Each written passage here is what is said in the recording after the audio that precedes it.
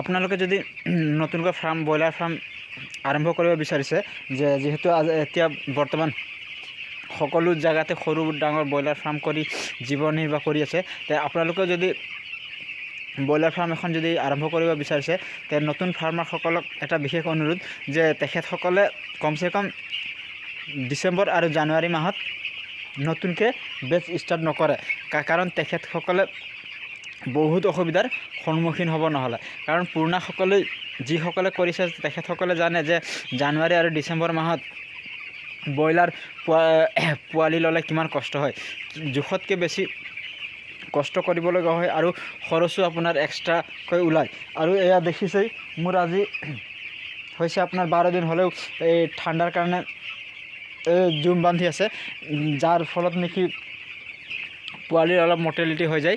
তে বহুত কষ্ট হয়, কাৰণ খৰচটো থাকে আৰু খৰচৰ মাজতে কেতিয়াবা আৰু ভুচি বহুত সোনকালে বেয়া হয়, কাৰণ ছাইডৰ ত্ৰিপালবোৰ খুলিব নোৱাৰি আৰু নুখুলিলেও গেছ হয়, খুলিলে ঠাণ্ডা পৰে।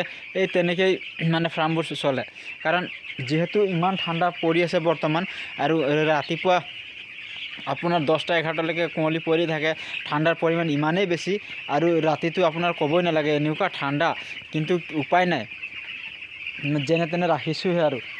তে সেয়েহে নতুন ফাৰ্মাৰসকলে যেন এই ঠাণ্ডাৰ ছিজনত পোৱালি নলয়।